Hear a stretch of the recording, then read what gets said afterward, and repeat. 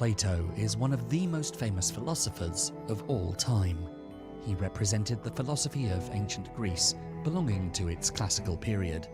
He was born into an aristocratic and influential family in Athens, where he founded the Academy, the first institution of higher learning in the entire Western world. Along with his mentor Socrates and his student Aristotle, Plato is one of the most influential individuals in the entire history of humankind. It can even be said that he's one of the pillars of Western civilization. His philosophy is often referenced as Platonic Idealism, and his biggest contribution is the theory of forms, or doctrine of ideas, which asserts that the physical world is not the real world. Instead, ultimate reality exists beyond our physical world, in the world of ideas. Plato was not only a prominent figure of philosophy, but also of religion and spirituality, so-called Neoplatonism deeply influencing Christian theology. Plato invented the written dialogue and dialectic form of philosophy. Some of his most famous books are The Republic, The Symposium, The Apology of Socrates, Allegory of the Cave, and The Dialogues of Plato, in which the main character is Socrates, who influenced Plato's philosophy to a great extent. His entire work has survived for more than 2,400 years and has remained very popular the entire time. Like his mentor, Plato was a practical philosopher, and there are many life lessons to learn from his philosophy. To help you understand his philosophy and how it can be applied to your daily life, here are 9 life lessons from the philosophy of Plato. Number 1. Conquer yourself. Plato says, "The first and greatest victory is to conquer yourself. To be conquered by yourself is of all things most shameful and vile." Plato believed that conquering yourself is the greatest victory, having a deep impact in your life. To conquer yourself means, according to Plato, to not let your instincts and desires dictate your actions. In his life, Plato has seen many Athenians taking irrational decisions, being driven by their passions and desires and not by good judgment. One example is described in the dialogue between Socrates and Phaedrus, in which they talk about a man who murdered his wife's lover, Eratosthenes. Although some passions are positive, and Plato, through Socrates, confirmed that life's greatest blessings flow from the madness of love, many of our passions are damaging, and in Plato's view, the more we diminish our worst passions, the better. If you don't control yourself, your worldly passions and desires will blind you, making you take irrational decisions, jeopardizing your future. You might get temporary satisfaction by following your heart's desires and impulses, but you'll suffer in the long term. Before doing anything, ask yourself whether or not what you intend to do is beneficial to your life and to the lives of others you care about. For example, if you're a smoker and you know smoking is detrimental to your health in the long run, but you can't quit, it means you're not able to conquer yourself. Your impulses make you buy and smoke cigarettes every day. You lost the battle over yourself. And, according to Plato, this is the most shameful and vile thing. To regain control over your life, to reconquer yourself, you need to do everything you can to resist the temptation to buy new cigarettes. There are many methods to give up smoking.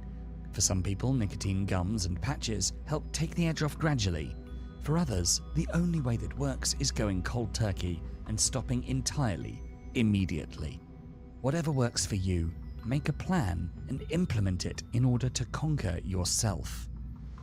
Number 2. Being angry solves nothing. According to Plato, there are 2 things a person should never be angry at: what they can help and what they cannot. Anger is a negative emotion which we should avoid. It's much better to use reason and calmly evaluate a situation instead of getting angry and damaging your relationships. By using reason, you evaluate the problem more objectively. When you use reason to analyze a situation, you rise up to a superior level, the level of ideas, and you can come closer to the truth of that situation. There are two types of problems in life: those which you can solve and those which you can't. Regarding the problems you can solve, there's nothing to get angry about. Just make a plan to find the solution, implement it, and go with it. If the problem cannot be solved, then the only thing you can do is to accept it and adjust your life accordingly. For example, if you have a small business and you find out that your accountant has stolen a lot of money from you, look at the situation and ask yourself, is there a way I can solve this problem? You might come up with the idea that you can report the theft to the police, get him arrested, and have him face a court of law. But if you don't have enough written evidence to prove the accountant stole from you and he refuses to return the money, you're left with just one option: to fire him, never talk to him again, and try to avoid similar people in future.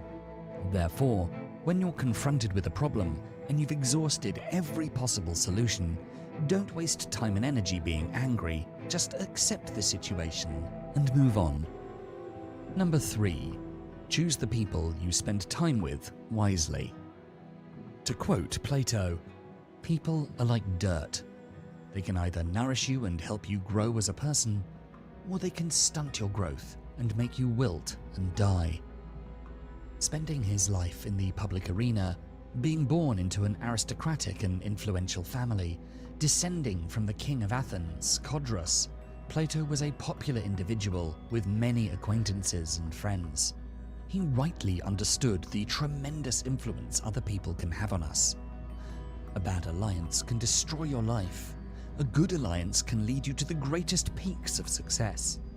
Therefore, there are few things as important as the skill of choosing the people you spend time with. You might think that you don't have much control over this.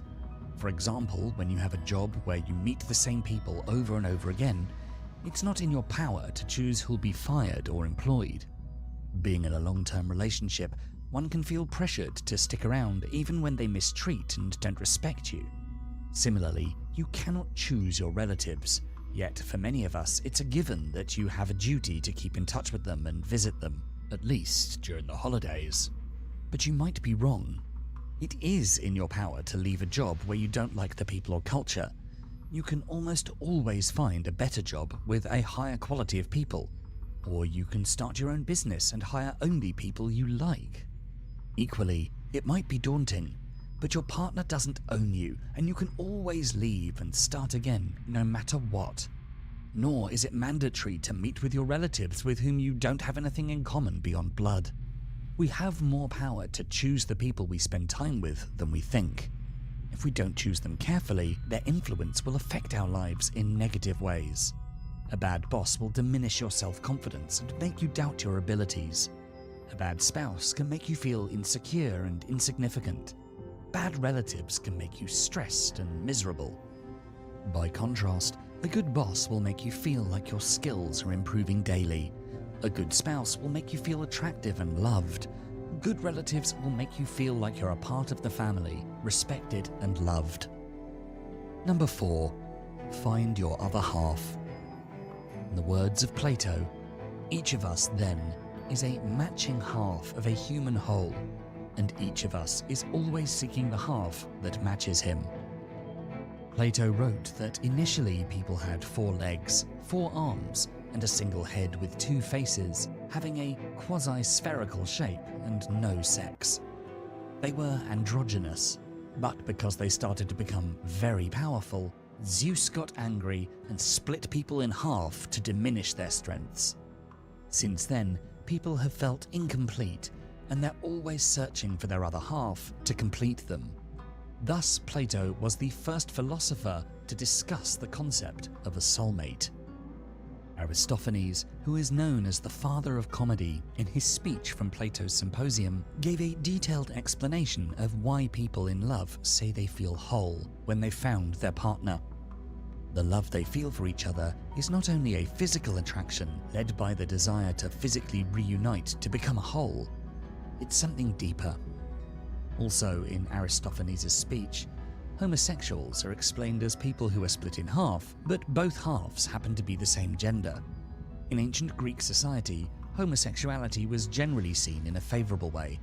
He also claims that when a person truly finds their other half, that they never want to be separated from them ever again.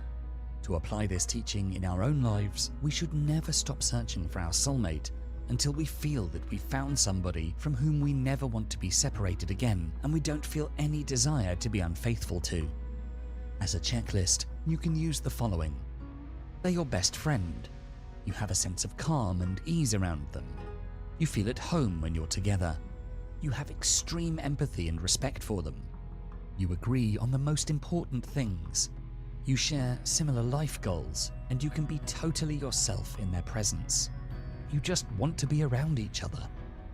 If they check all these boxes, chances are you've found your soulmate. Number 5. Get involved in politics. Plato notes, one of the penalties for refusing to participate in politics is that you end up being governed by your inferiors. Although Athens was the first democracy in the world, Plato never liked democracy. When Socrates died after being imprisoned for corrupting the youth of Athens with his philosophical wisdom, Plato was deeply saddened, concluding that democracy is antithetical to philosophy. Plato described his distaste for democracy with this analogy. Imagine a ship where the owner is the strongest man on the ship, but doesn't know how to sail. There are other sailors on board, but they're quarreling with each other without coming to a conclusion. And then there's a navigator who knows the direction, but doesn't have any desire for leadership. In Plato's metaphor, the owner is a common citizen, the strongest, the most powerful, but ultimately clueless. Sailors are the politicians who keep quarreling without coming to any conclusion, and the navigator is the philosopher, the most knowledgeable person, but has no will to take control of the situation. He identified that the real problem with democracy is that it gives equal chances to people who are not equal in skills and knowledge, and thus produces poor leaders who make poor decisions that can destroy the state. He was of the opinion that society should be composed of 3 groups. First, the plebs, the most inferior, then the soldiers to keep the society under control, and then the rulers, who should always be philosophers. The lower classes should have no say whatsoever in how the state was to run and whether the philosophers, the most knowledgeable people at that time, should become the rulers. Although Athenian democracy is different from modern democracy, Plato's criticism of democracy remains relevant even today, especially regarding the fact that in a democracy, the opinion of a less informed and less educated person weighs the same as the opinion of a highly educated and informed person.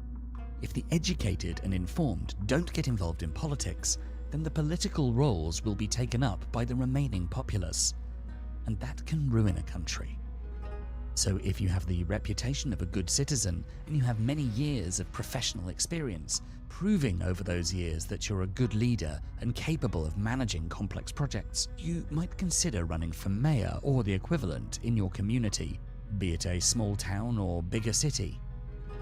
Having achieved several accomplishments in your life and knowing yourself as a capable person, you should consider that it's your responsibility to join the area of politics.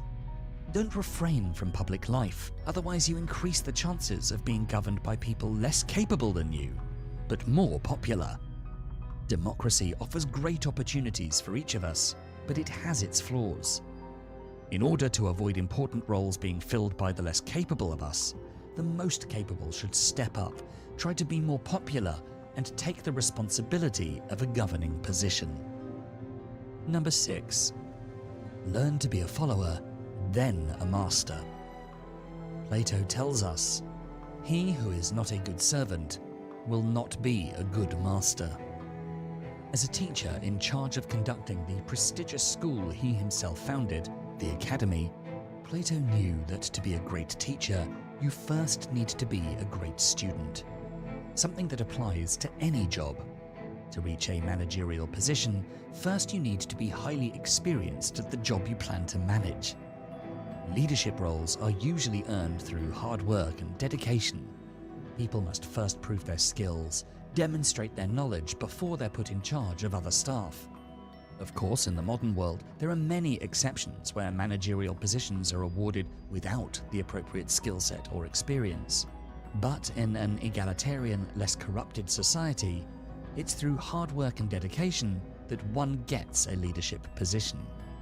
For example, if you work in an industrial company as a general worker, you can acquire a leadership position if you prove every day that you're very reliable, can work autonomously, always fulfill your obligations, you're polite but tough in your work, and you keep yourself and your colleagues accountable.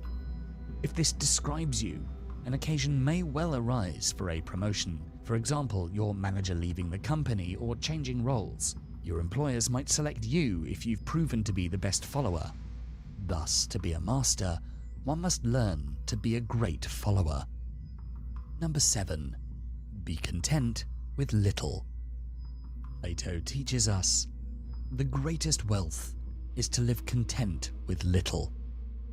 According to Plato, if you have a roof over your head, food in your mouth, and you can walk to work, you're wealthy enough. Any excess of these will not make you happier. Too often we're chasing the material things in life, but these things will not make us happier. Plato was a wealthy individual, but he understood that it's not the richness that made him happy. Sometimes only when you're rich do you really understand that money doesn't bring lasting happiness. Being happy with little will assure you happiness. Therefore, it's very important to cultivate gratitude, to bless everything we have in our lives, no matter how insignificant it may appear. For example, if you live in a studio in a poor neighborhood, be content that you have shelter. Be grateful for the bed you sleep in, for the window through which you see the morning sun. Be happy to live in a neighborhood where you can find anything you need, the supermarket, the pharmacy, and so on. Don't be resentful of people with a lot of money, living in expensive villas and having expensive cars. Their wealth is only apparent. It's impossible to know how happy they really are. They might have vast debts and financial commitments, a miserable family life, or suffer from drug abuse. You, with your little happy family, living in a tiny house and using the subway to go to work, might actually be much happier than those seemingly wealthier people. As long as you learn to be grateful for every little thing, and you have shelter, enough food, and you're able to walk and work, your happiness is assured. You have enough wealth in your life. Number 8. Be in charge of your own happiness. As we learn from Plato, the man who makes everything that leads to happiness depend upon himself and not upon other men has adopted the very best plan for living happily. Plato was not a hedonist. He didn't believe that the pursuit of pleasure is the most important thing in life. Rather, he was interested in knowing the true essence of reality, emphasizing the importance of wisdom, moderation, and hard work. However, he acknowledged the importance of living a happy life, which he thought is a life lived in moderation and in which your happiness does not depend on other people, but on yourself. If you make your life depend on somebody or something else, for example, you say to yourself, I'll be happy when I marry this or that person, or I'll be happy when I get rich and famous, then you're dooming yourself to live an anxious life in which you'll always be afraid of losing the person you love or not attaining the material success you wish for. If, by contrast, you construct your happiness based on a set of routines which makes you happy on a daily basis, you won't experience the extreme ups and downs of life. You'll have a peaceful and much happier life than other people on average. To apply this teaching to your life, make a list of every activity which makes you happy. For example, walking in the park with your dog, or going hiking in nature close to where you live, listening to music while cleaning the house, going to a museum, reading great books every day, and so on.